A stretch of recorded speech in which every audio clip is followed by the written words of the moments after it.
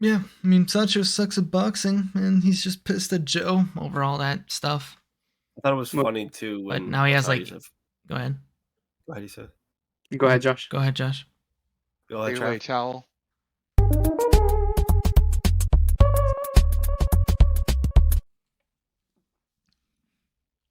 How's your day going, Josh? Don't be Good. rude. He can't talk with his mouth full. Jo- Josh can do the intro, man. Yeah, We take it away, Josh. guessing we're good then. Yeah, it's gotta wait for your stream to load up. There it is. That is fucking foul, dude.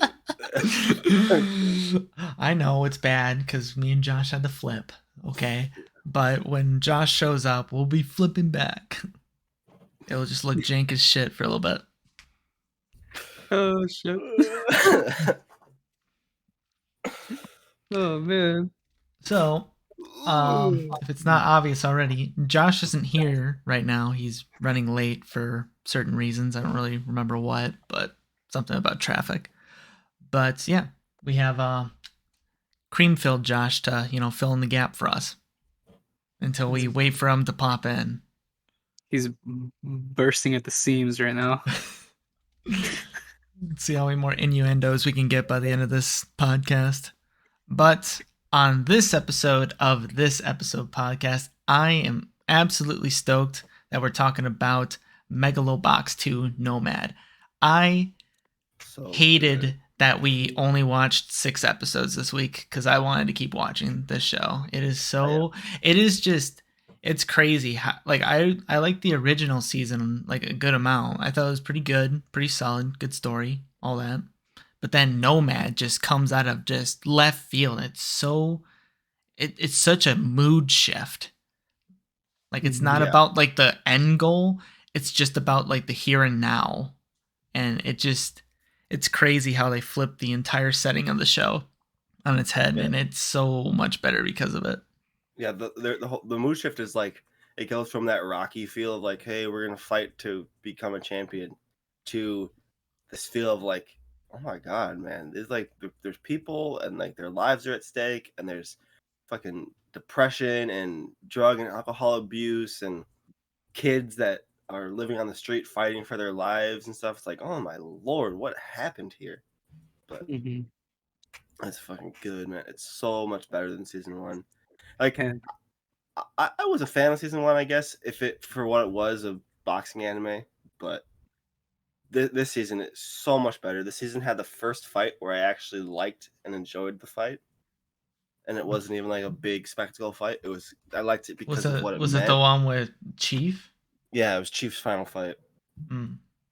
I liked it because it was the first fight where I actually rooted for the good guy and didn't root for the bad guy. Like all of Joe's fights, I rooted for the antagonist. what about when it was Joe versus Chief? Which I, one was well, the good guy? Which one was the bad guy? well, Joe versus Chief wasn't really built up. It was just like they're gonna have a fight. So that one I didn't really care who won.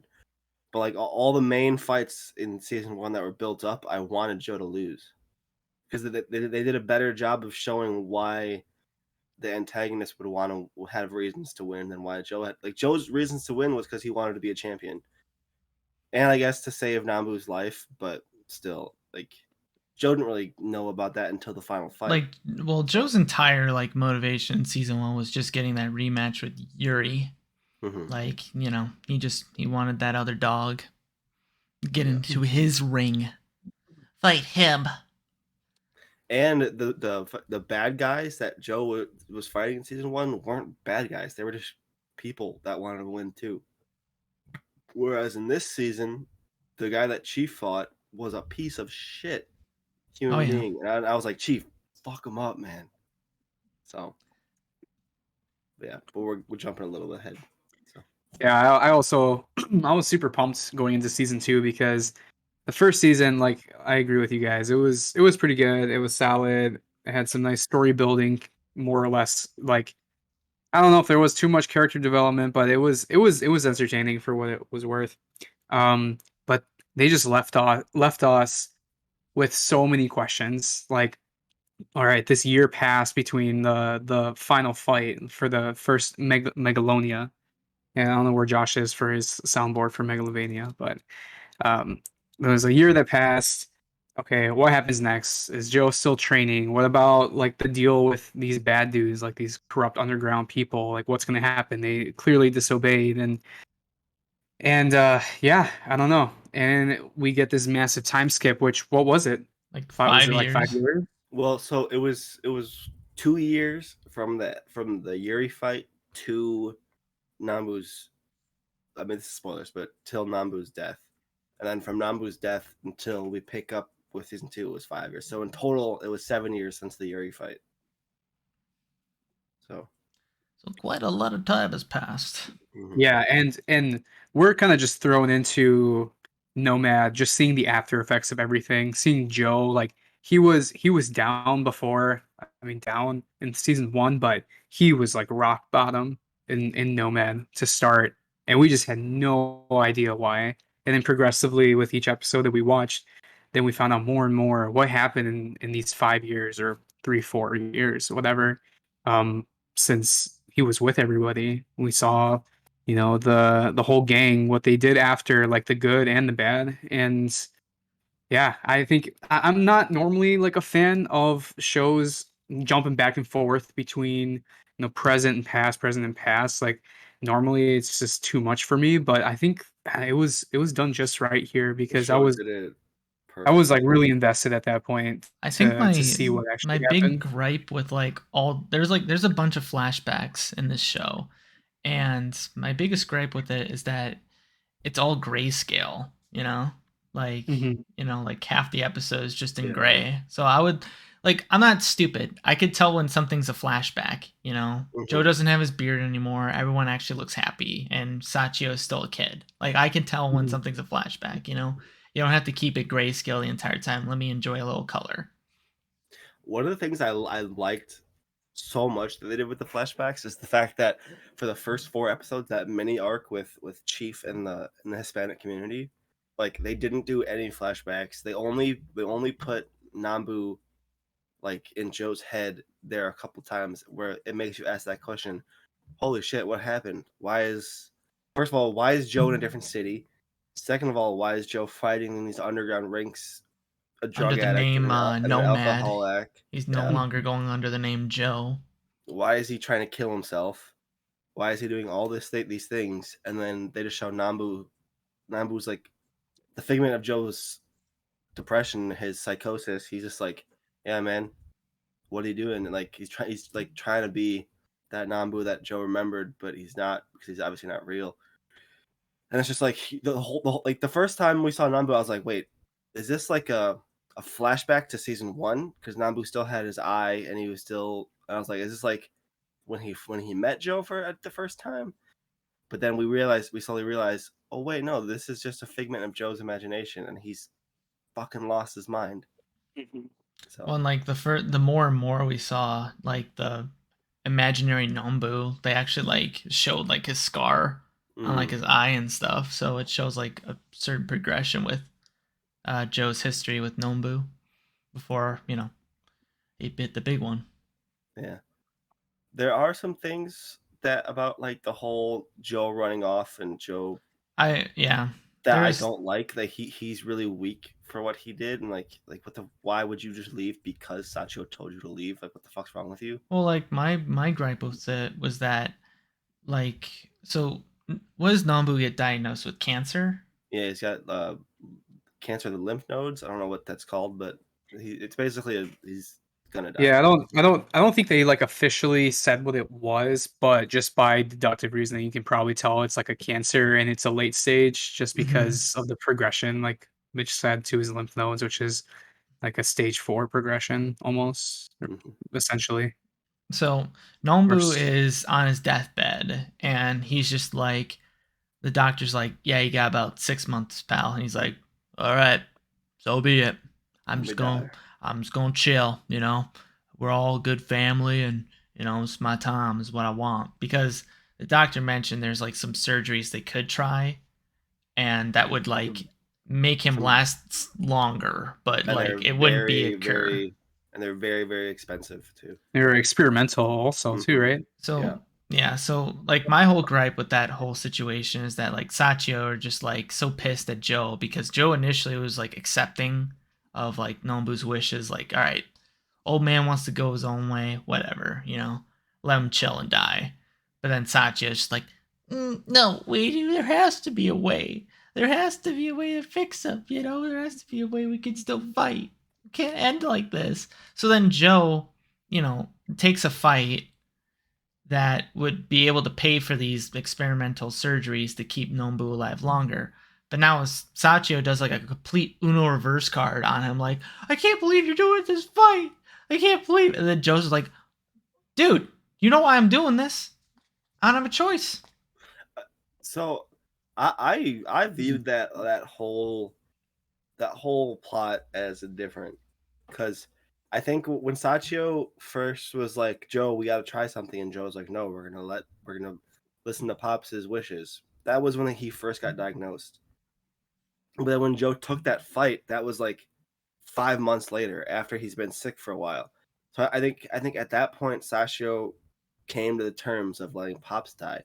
But I think the opposite happened in Joe's mind, where Joe was like, hey, we pulled off the impossible once. What's gonna stop us again? That the whole scene where he goes to Pops and's like, hey, let me fight for you. Like, let's try this one more time. I think Joe is just delusional, and Joe is so scared of losing him that he was willing to try anything. I was gonna say, like, he doesn't visit Nambu anymore, and I figured that was his way of coping with it, or just avoiding reality, pretty much. Because him and Nambu have been together for a very long time. Mm-hmm. I think that the entire thing, the way that it makes sense to me, is that the constant piece here is that Joe has always listened to Nanbu, whether it was through the fights or initially when he's like, all right, I accept my diagnosis, I'm gonna die, and then Joe's like, all right, that's cool. And then later on where Nanbu's like, Yuri's got this apprentice, he's calling you out, you gotta take the fight, why not? It's exciting. And he did it more for the thrill than for the money, but after the fact, that when they realized there was money as as a reward to it, then it was more motivation. But then once eventually Joe's like, all right, I'll do it because Nambu said for him to do it. And I kind of view Sachio as like, if it was a third party or like another family member, maybe if it's like one of us, where initially someone's accepting their diagnosis and we're like, well, you gotta try something, you gotta keep fighting, you can't just accept it.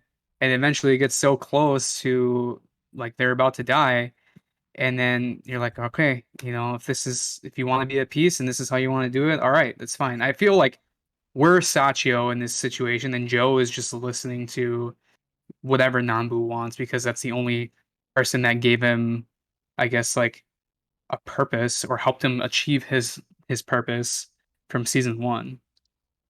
It was interesting to see that dynamic, like that change, like you said, Trav, it like completely 180 what their perspectives were on Nambu's life.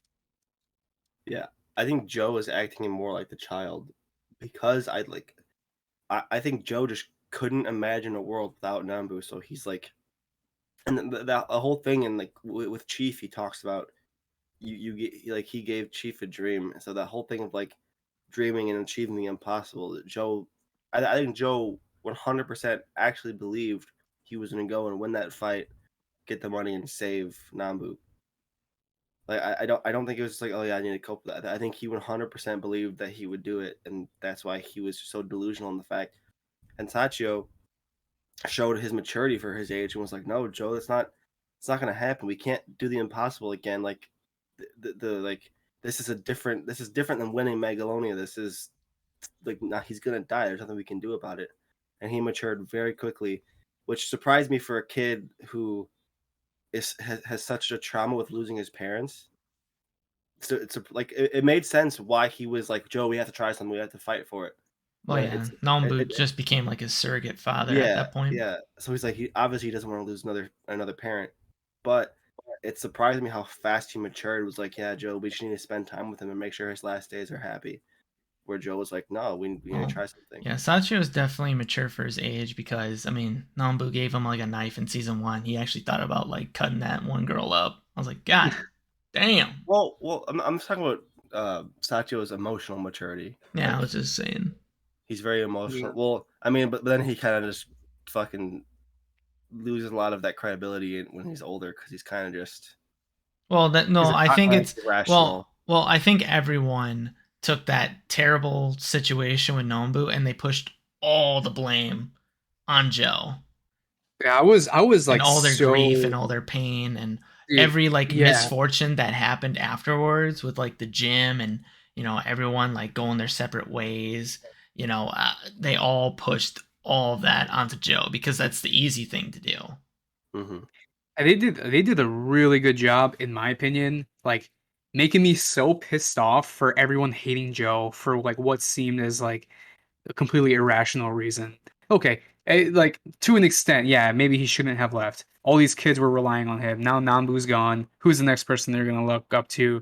It's Joe. Like he's, I don't know. He could have done more instead of just run away like Mitch. He's like just because Sachio said so. But man, it was just too much. Like they fucking just hated him for everything. Well, Everyone wanted to beat the shit out of him for no reason. I understand 100% hating him for leaving because he shouldn't have left. He was their caretaker. He was responsible for those kids. He shouldn't have just up and left. That he forced Sachio and Aragaki to figure everything out. What I don't understand them hating him for is Nambu's death. Like, what the fuck, man? Like, you can be mad at him for going to fight. Like, even Ochio said it. She's like, I'm not mad at him for taking that match. I'm not mad at him for missing Nambu's death. I'm mad at him for leaving. That's what she says. She's like, he took that match because he was trying his whatever he could do to save him and it Mm-hmm. didn't work. Oh well, if he would have just been there and helped us through our grief and helped us move on, no one would have been mad. It's the fact that he decided to leave. That's why they were all mad at him, which I think is 100% reasonable to be mad at him for. Yeah. Especially Yeah. too, especially because you have to view that whole situation through the eyes of 14-year-olds. Like they, of course, they're gonna be mad and they're gonna hold a grudge and stuff. So Yeah. A lot of stuff, man. But but maybe we should talk a little bit about who Chief is and his we should talk, significance to the story, because that's a we should huge just chunk of Nomad. we should just talk about the whole first 4 episodes because they're really good. Yeah. So I mean, we start off with Nomad, which is Joe, and he's doing more underground fights. He's not throwing anymore. He's just he's looking for the real deal again. Just brutalizing people. He's ruthless in the ring, and he's like taking like grease off like his gear and like smothering on like his eyes and stuff. I don't know if that's healthy. I don't Can't be imagine good it's for good your for eyes. him. But yeah, he's very ruthless in his fights, and all the organizers don't really like Joe or Nomad because it's not a big spectacle.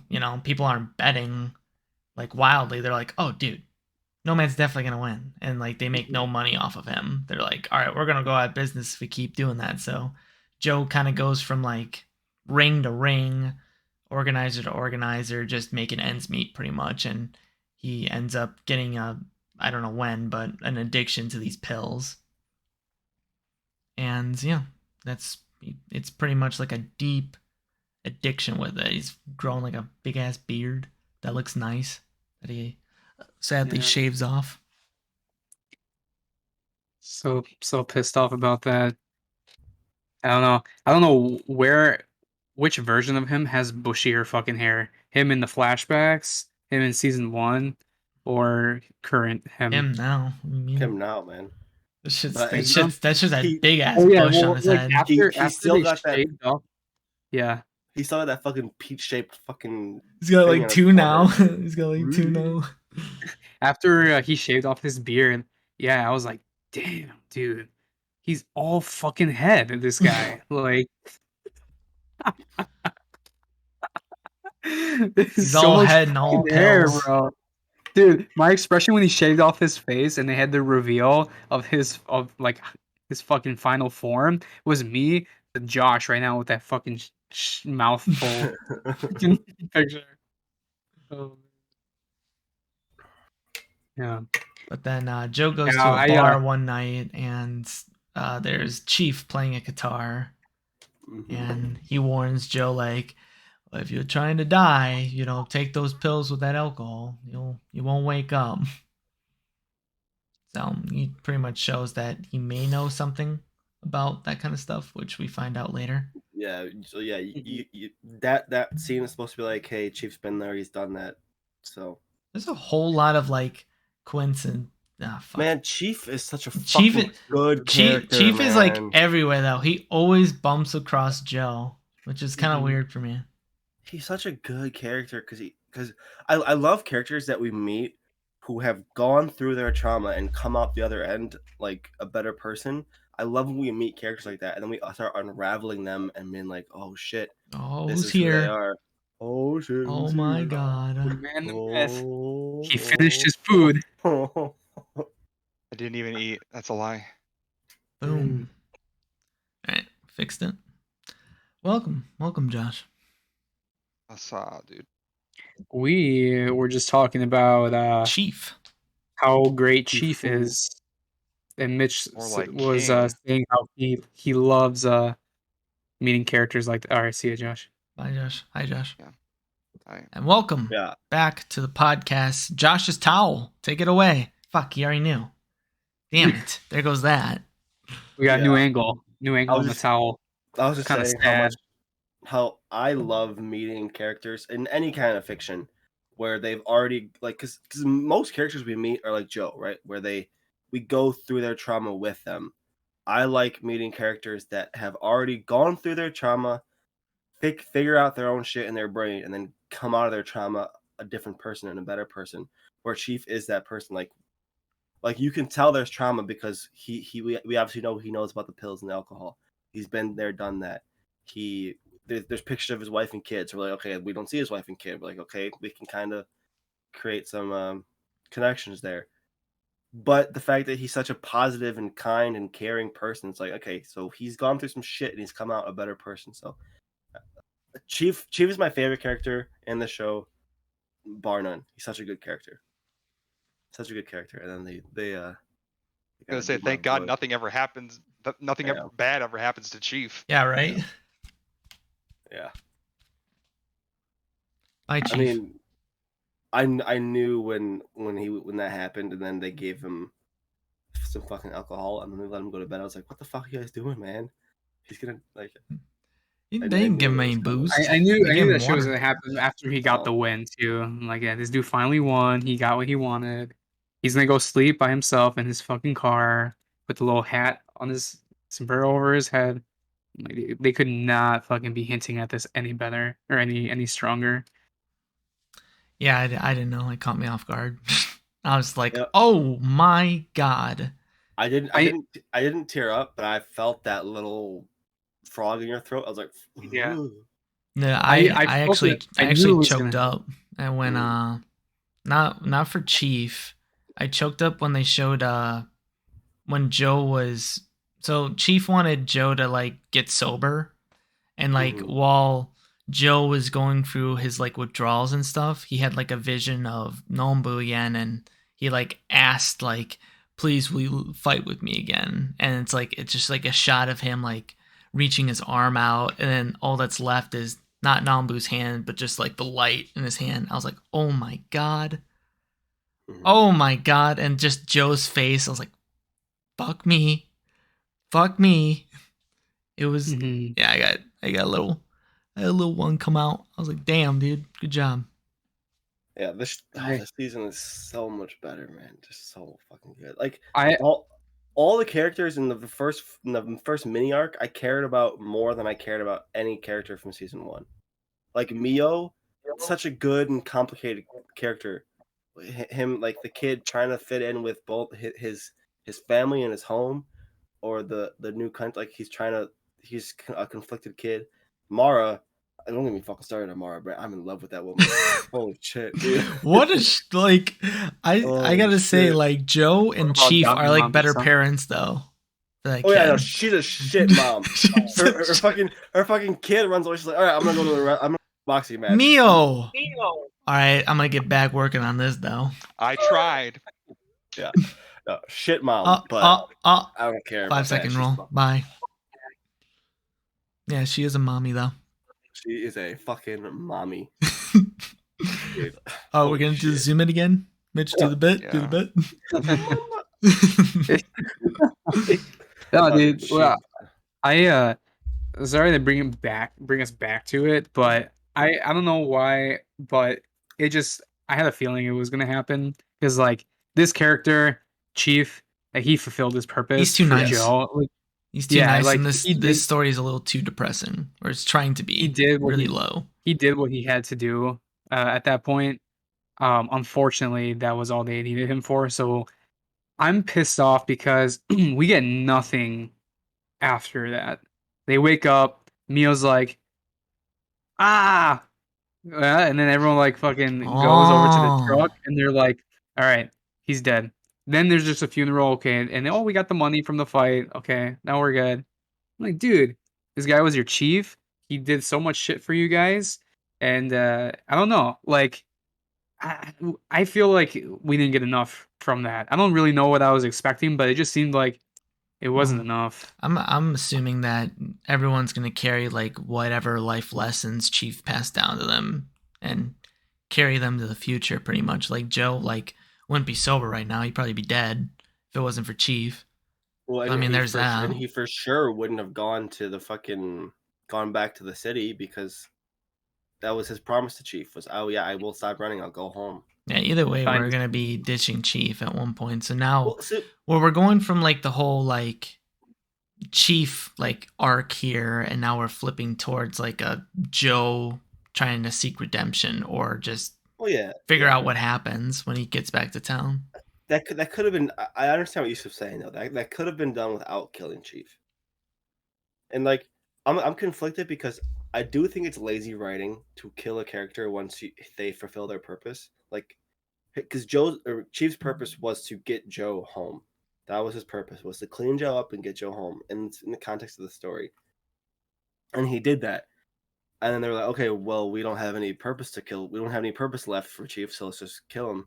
But in the same boat as that, I think it completely wraps up his story arc because the only thing he cares about besides his people is his wife and kid, and him fulfilling his purpose, his like God's purpose for him, and then being able to go and reconnect with his wife and kid. I think that's a really beautiful end to his story.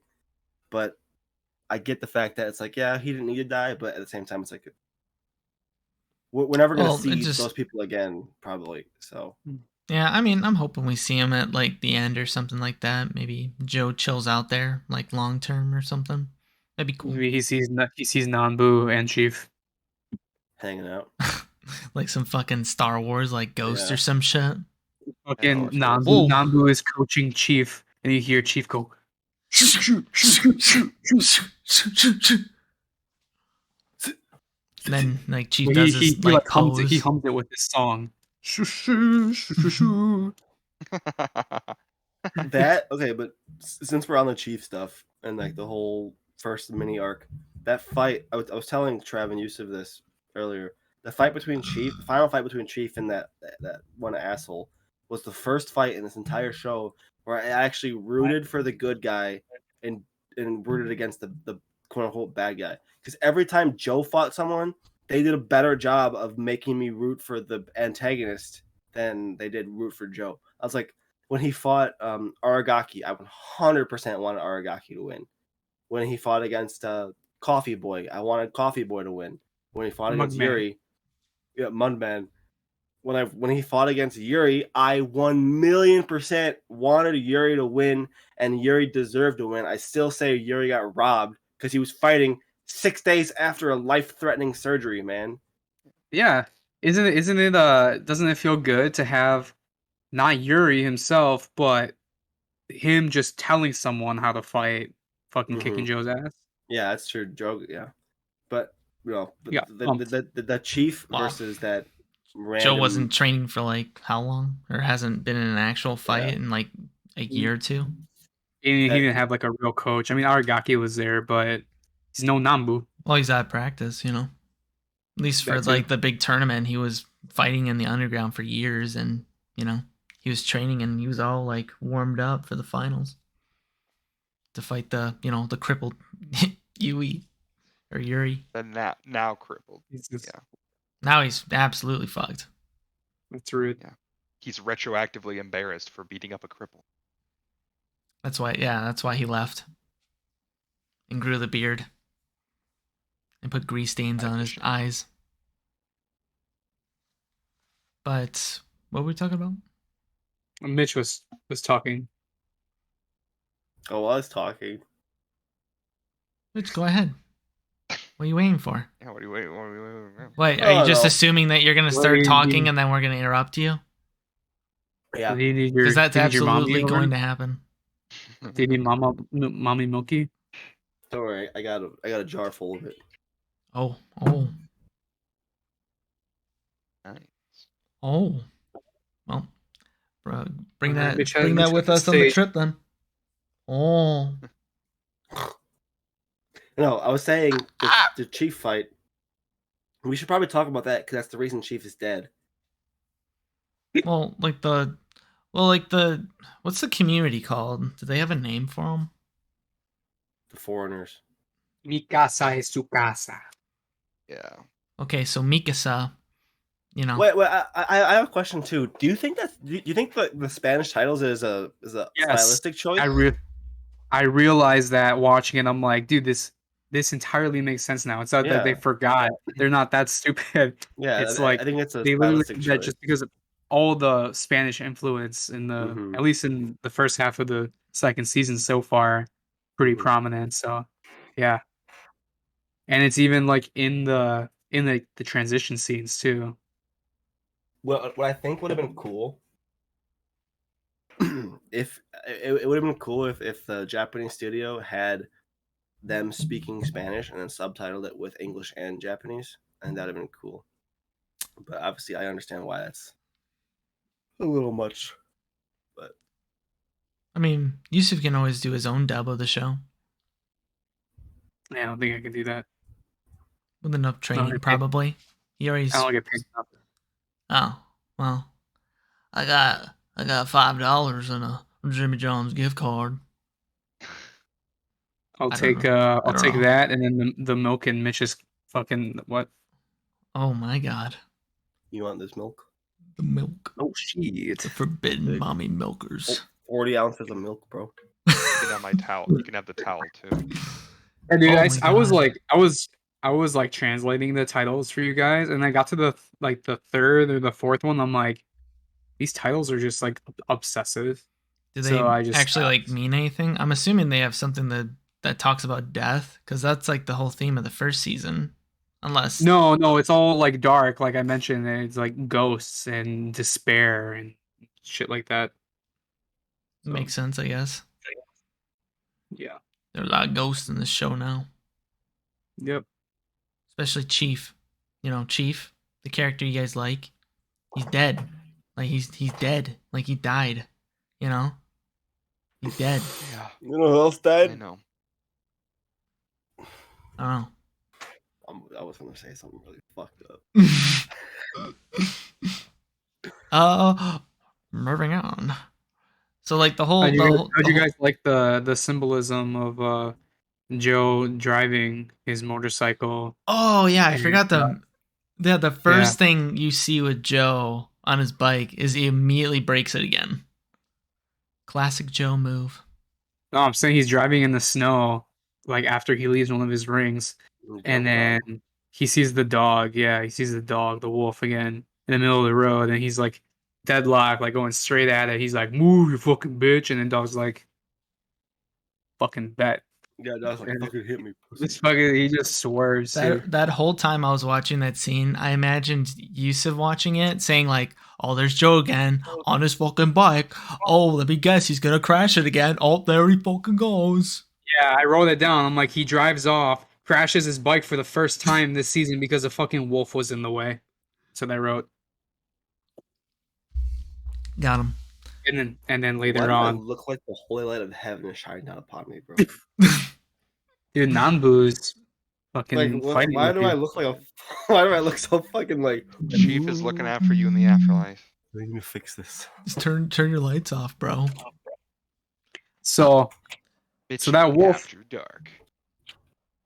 Shit. Looks good. I don't know how much that helped you, Dan. I'm in the shadows. Where's your grease, dude? You gotta put your grease on your eyes now. But I originally thought that wolf was just part of Joe's imagination too, because like that's the same wolf from the opening credits of the first season. Definitely not from his imagination, because the fucker buries it when he finds it dead later. What if it was though, and he just made a empty grave? I fucking hate this dude. But the symbolism in that, dude. If that wolf is supposed to be him, that's like his old self dying, pretty much. Either that, or he just dug his own grave. Yeah, I think it's supposed to represent like some figment of Joe dying. Well, it's supposed to represent the fact that he's not astray anymore. Like, he's gonna go home, and like, or he finally has a home with the Hispanic people. Yeah, or that his old self being that wolf when he stormed out of the way. If it was the old him, he wouldn't have ran away. He would have just stayed his ground against whatever was coming at him. But then over time, if he doesn't change that, he ends up getting hurt or dying or some shit, because the same shit happened and fucking got smushed. Fucking pancake wolf. Or maybe Joe's just an animal lover and felt bad for the wolf, so he decided to bury it. No symbolism required. I'm surprised he didn't just start shadowboxing the fucking dirt to build the grave.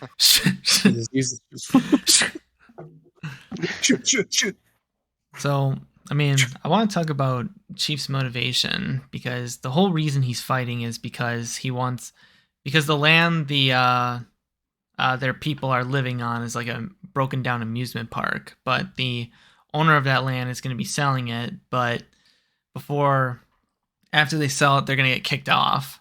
So Chief's whole thing is that he's going to purchase the land, and then, his people are just going to live there and chill.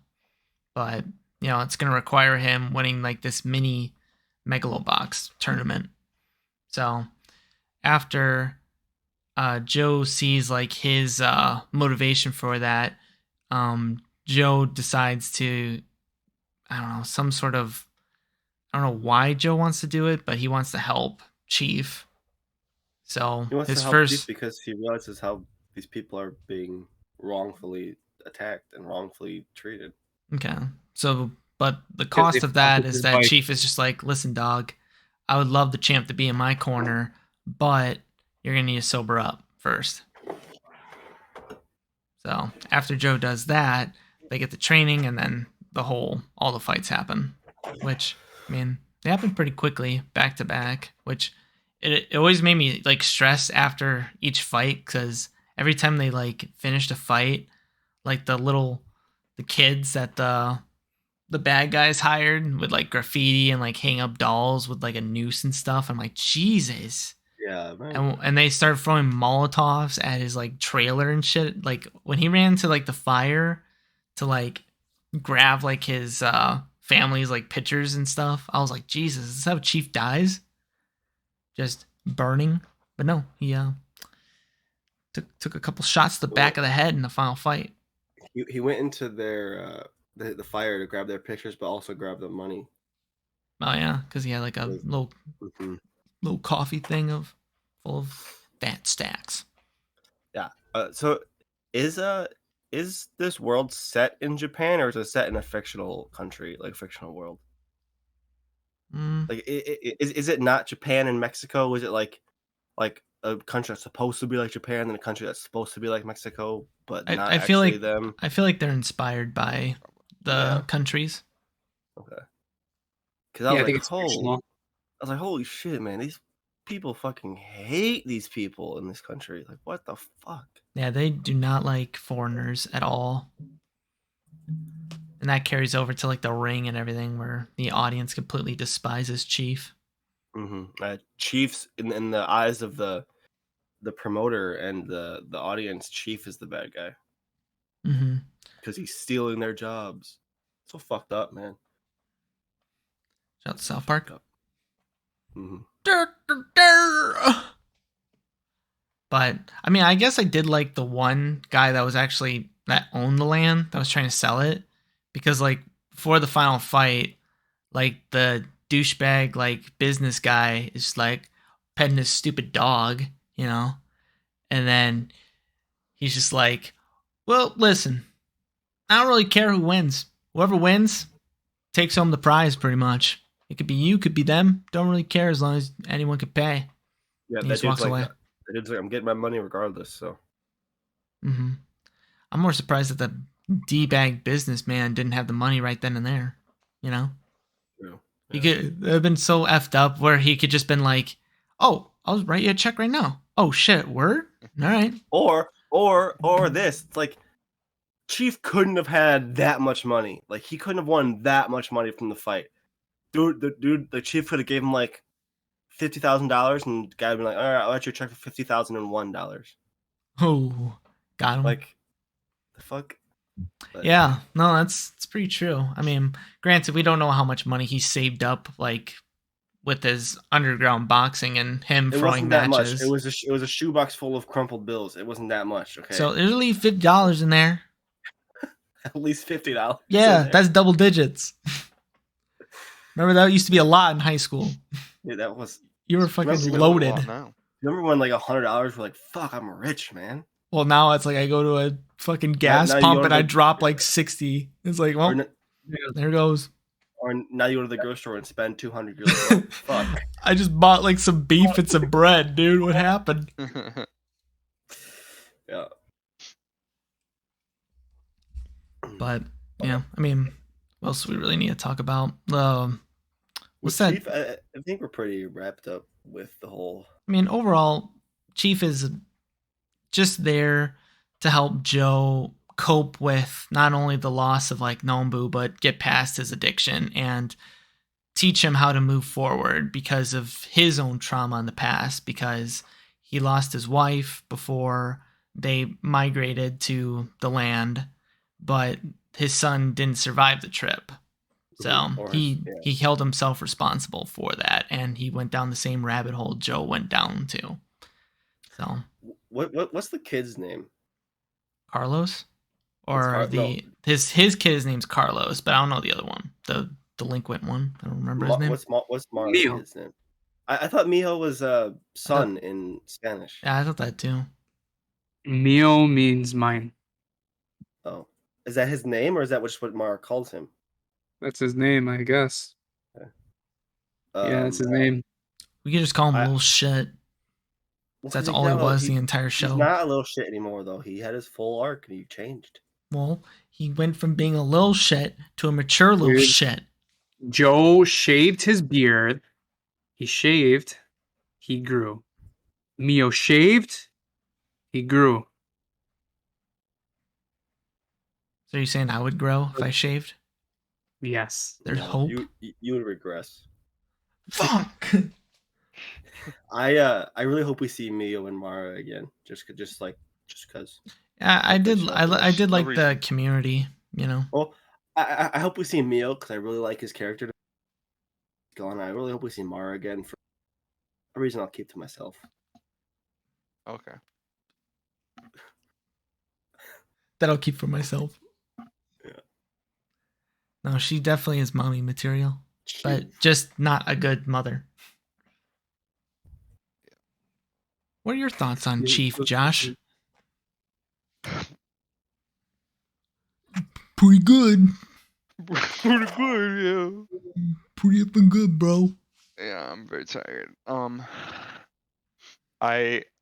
It's funny because the main pro I was gonna give to this season so far is that it's not, or it is what I was hoping for, in that it's not just fucking Joe needs to train for Megalovania 2 or whatever, and that's all that it is. Like basically rehashing all of season 1 all over again, but it's for a different tournament. Now, granted, the beginning of this is a mini Megalobox tournament. Yeah, but it's not about Joe. There's way more going on. There's way more going on, and like we already talked about, the characters are way more interesting. And frankly, like you were saying, you're actually rooting for the good guy or whatever. I think that I assume I speak for all of us when I say that we cared a lot more about the result of this tournament than we did about fucking Megalovania 1. Yeah. Yeah. If Joe lost Megalovania 1, it would have been sad, but Well, who cares? At the end, it'd be like we had a good fight. True fighters. Well, the original weight of that tournament was that if they don't win the money, Nambu will die, and so will Sachio. So get killed by the gang. Then when Nambu cut his eye out, they're like, all right, yeah, that's fine. Yeah, He so there wants really to beat wasn't Joe. any tension for like the final That fight final of the first fight. season. It was just Yeah. Joe finally getting his wish of fighting Yuri in his ring. But the issue with the first season was, yes, sure, our Team Nowhere had its motivations to want to win the fights. I think they did a better job of showing the motivations of the other fighters, like, and they made me care about the other fighters way more than Joe, Sachio, and Nambu. Especially the Aragaki fight. I was like, he deserves to win 100%. Mm-hmm. Oh. Well, it just didn't help that between Yuri and Aragaki. Yuri would have knocked him out. Oh my in god, one no round. way! Yeah. Because Yuri wouldn't have taken off his gear. Yeah, and Aragaki doesn't have plot armor like Joe does. Yeah. Mm-hmm. He just has lower. Joe leg doesn't armor. need Except against his fucking grenades. Megalobox gear because he has plot armor on at all times. Yeah. But I guess Except when speaking he of loses. Joe, we should talk about what happens after he leaves the little community. He goes back to the gym that was completely destroyed in like a typhoon or something, or Flood, tsunami yeah. or something. The river flooded. Typhoon. Yeah, so yeah, the entire Yeah, he got it was a long drive for him. He got pretty tired. He took a little nap. and then he then sure finally enough, woke up. Sachio pops in out of the blue, being like a young adult, or and attempts fucking murder. Oh yeah, he tried to bash his head in with a stick, and then he just well, first Joe goes to the mechanic shop. Yeah, and he's like, what? Tell me what happened. The mechanic's like, fuck off. I'm not gonna tell you what happened. And then Joe turns around and is like, there was a flood. And then he sees, thanks, bro. And then he sees Orio walk, and he's like, and she just completely ignores him, and he's like, where's Sachio? And she's like, first of all, she blew my fucking mind. I was like, the whole time I thought it was a little boy, but it was a little girl the whole time. Yeah. And she's like, do you really think he wants to see you? Yeah, I was trying to remember like which one of the kids was her, and I didn't remember any girls, but it was like it was the kid with the hat. But I guess they didn't really, they didn't make it obvious. I guess it makes sense because young girls and young boys look very similar, especially if they're all grimy and dirty and messy and shit. So I guess it makes sense. Yeah, she was hanging out with a bunch of boys, so it makes sense that she was like a tomboy type girl. So yeah, I mean, she's like, she's. I guess the only kid that I don't really like right now is Sachio, because like everyone else, I'm kind of fine with. You don't like Sachio? Well, I don't. I love Sachio. I don't like him right now because I'm rooting for Joe. I don't hate him. Like I'm just at odds with him right now. Like I just like the fact that the other three are more willing to, I don't know, compromise with their emotions. Well, they're Orio isn't. Ochio's like, yeah, I don't hate you for fighting them. So Sachio hates Joe for a lot of reasons. Like Sachio blames Joe for Nambu's death for some fucking weird reason that I can't understand. But Orio is just as mad at Joe that Sachio is, because she's like, yeah, I don't care that you've had that fight, but you left us, so get the fuck out of here. We never want to see your face again. She straight up tells him that. She's like, leave. We don't want to talk to you. We don't want to give you the chance to abandon us again. The only two that are like kind of willing to talk to Joe are Bojiro and fucking the reporter, whatever. Reporter guy. Yeah. So like Orio is just as pissed as Sachio. Yeah, but I guess it's just it feels like there's like different levels of anger compared to each other. So she's more mature with her anger. Yeah, so that's why. Yeah. But I mean, I get it. I mean, it makes sense why Sachio doesn't like Joe. But I mean, yeah, I don't know why Sachio wanted to become a megaloboxer. Is that like the only thing he knew, or did he want to like? Can we guess what his motivation was, or did they tell us? I wonder if it has to do with money because I mean he's trying to set up these fights and just I don't know have them be rigged, but it's kind of like the opposite of how Joe started out with the second season. Like Joe's destroying everyone, but Sachio can't do shit. Well, He's no, not- no. he's not- Sachio's refusing to have fixed fights. That's why he's losing. It's because Oh yeah, that's right. He's not. So I think we don't know his motivations yet, but I think we can kind of deduct what his motivations are, and I think we'll learn about it sooner rather than later. But I think deep down, Sachio misses Joe, and he loves Joe, but he's putting this hard front on to where he doesn't miss him, he doesn't like him. And I think his only connection to Joe and Nambu is boxing. And he feels like if he doesn't box, he loses that connection to his past and that connection to the people he loves. But he doesn't want to be and like Joe's whole mentality was he wants to be a real fighter and he wants to fight for real. I think Sachio's trying to carry that to the ring where like I'm not going to throw fights, I'm going to fight for real, but he's so small and so weak that he can't actually fight. He's just not built to be a boxer. Mm-hmm. And they clearly stay that. It's interesting how you said that like Megaloboxing is his one connection to the two of them. For some reason that made me think that like in an alternate timeline when, you know, Sachio wasn't so mad at Joe, and if Joe stuck around, that Sachio would be like the trainee for the mechanic guy, because that was like Sachio's thing, is he was like taking care of Joe's gear and like telling people about how they need to treat their gear better. I feel like that was gonna be his thing, but because Joe left, because he got so angry, he just went straight to fighting because that was the easier thing to do, and so Ocho ended up doing that instead. Yeah. Well, I think the show is aware of that thought process too, because when we first see Ocho, we see a silhouette of her back, and we see like a really close up of a profile of her. And my head was like, "Oh shit, that's Sachio," but then we realized it was Ocho, and I was like, "Oh, okay, where the hell's Sachio?" But then the first time we meet Sachio, he tries to literally murder Joe in his sleep with a piece of wood. Yep. And then beats the absolute shit out of the him. crap out of him. The Joe one fight Sachio's ever won. I think Joe kind of let that fight Oh, happen. absolutely. There's no way Joe would let some stranger beat him up like that, especially when he's sober now, you know? Yeah, I mean, Sachio sucks at boxing, and he's just pissed at Joe over all that stuff. I thought it was funny, too. But now he has, like... Go ahead. Go ahead, Yusuf. Go ahead, Josh. Go ahead, Josh. Go ahead, towel. Well, I was gonna say, it seems like Sachio's, like, grown some major, like, anger management issues now. Because, whenever anyone, like, talks shit to him or, like, does something he doesn't want them to do, he just starts an uproar. But, like, even, like, the what was it, the snake tattoo guy or dragon tattoo guy, that business guy, he was like, "Hey, this is my ring, and I will decide who fights and who wins if I want.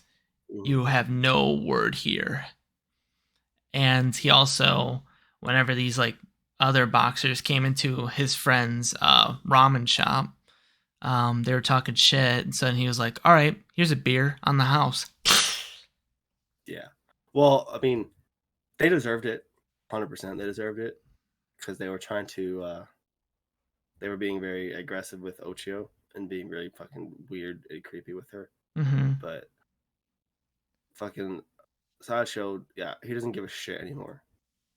He just balls to the wall, anger, says whatever he wants to say to whoever he wants to say it to, without any thought of the consequences that it's going to bring. Because his Bojiri or Bogio, whatever his name is, Bojiri, his shop getting trashed is a direct consequence to Sachio being angry.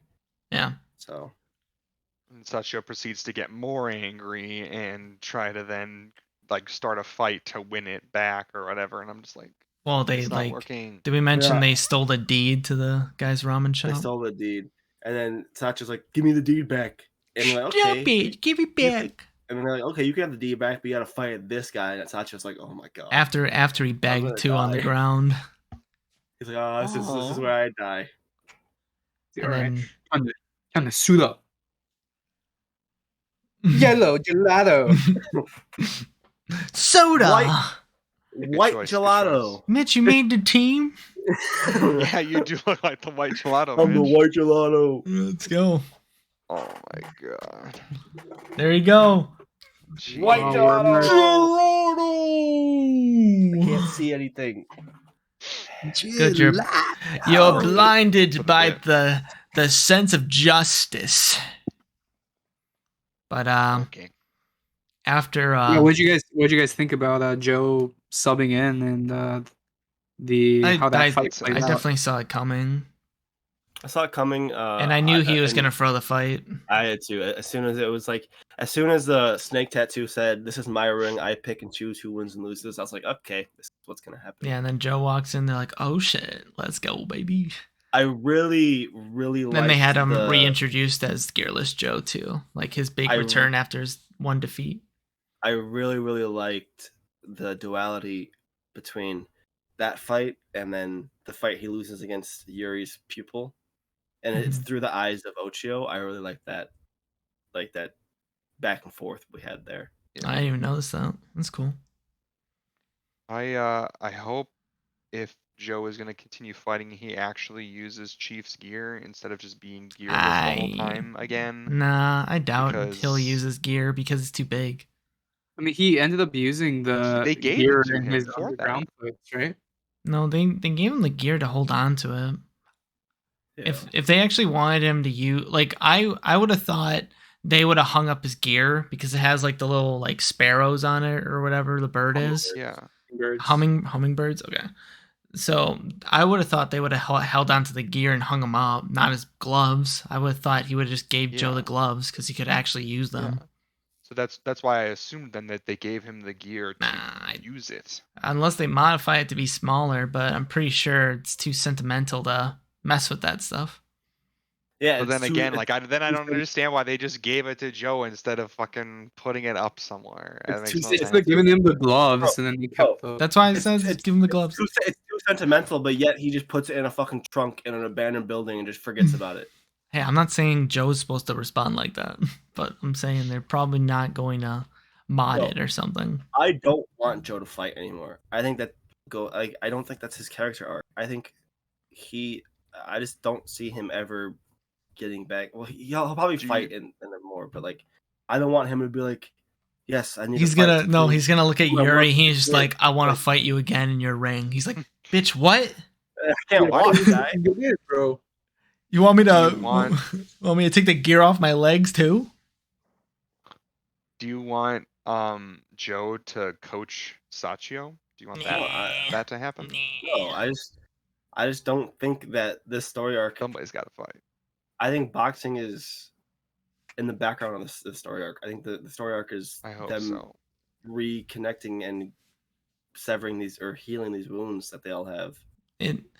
I think I heard this in a YouTube video, but like the first season of Megalobox is the underdog story, but season 2 is the redemption story. Mhm. That's pretty much how it's going to be rolling. I'm assuming Joe's going to keep fighting because I'm sure I don't want to see Sachio fight anymore because he's just dog shit. No matter how much training Joe gives Sachio, he should never be like good at it. What if both Joe and Yuri train Lou? Why? And then the final fight is a fucking solo 1v self. I gotta Shadow fight my boxing in the ring, demons. dude. Shh, Like, shh, And shh. loses. Shadow boxing in the fucking ring. the final fight is Joe going to be fighting his past. He's just going to be shadowboxing his past. His old self. No, I don't want Joe to fight anymore because I don't fucking care about Joe, honestly. I don't like Joe. I would rather the story focus on. Like, the thing I care about Joe is the way he affects the kids. I don't. It's gonna be about him regardless. I can tell what's gonna happen. I guarantee you, like, something's gonna happen where Lou is gonna challenge Joe again, and Joe's gonna fight, and then that fight is gonna sever the bonds between the kids and Joe, and then it's gonna be a happy ending because Joe's gonna win. I don't give a shit about that. I don't want Joe to come out victorious. Like, that's not what his arc should be. But I don't want Joe to fight unless he regrows that fucking beard.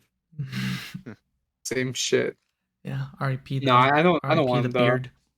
I don't want him to fight anymore either. I feel like he's already, just like we talked about, Chief fulfilling his purpose. Well, I think I Joe's f- purpose is outside the ring at this point. Yes, exactly. yeah, His purpose is helping the kids. yeah, I feel like it'd be better if he just gradually turned back into like a trainer or like like a figure that people can be inspired from, and he can Reopen the push gym down for like Nambu's people. teachings to other people. But he's going to. I guarantee you, the final fight of this season will be him versus Lou again. Fuck it. I mean, Or Sachio versus Joe. That would be cool. dude, there's no shot. And Joe trains himself, and then fucking everyone trains Sachio. And they're like, Dude, Joe would "You know, knock him out like world, one you got shot the whole him. fucking world training this kid. Dude, it's not enough. Not enough. What if they just do like a complete 180 and like Joe's like, I've been fucked with you guys. The grease comes back on, just grabs Sachio and goes, beating the shit out of them. and then we just cut to a scene with Sachio in his truck, just putting the hat on. Sasha Oh dies. my god. And then Sachio dies, just like Chief. We so I don't think any of us really liked the opening of the first season. What did you guys think about the second one? It was was it alright. was there. It was alright. I listened to it twice. That's twice the amount of times I listened to season 1. So I listened Good job. to it once, listened to the ending once, and then I skipped it. yeah, overall solid. I think the entire like sound design and stuff is really good. It has like the same like acoustics like pretty much all over the series, and so far really good. I'm really enjoying it. Did you guys like though how when he was at with the small community, it was like more like Spanish music, Spanish vibes. But then as he was going to the other city, back to the it switched to that more like hip hop, grungy music. Mm-hmm. That was a cool touch. Yes. But it seems like that's all we want to mention about Megalobox 2 Nomad. First 6 episodes. I'm just excited to watch the next 7 episodes.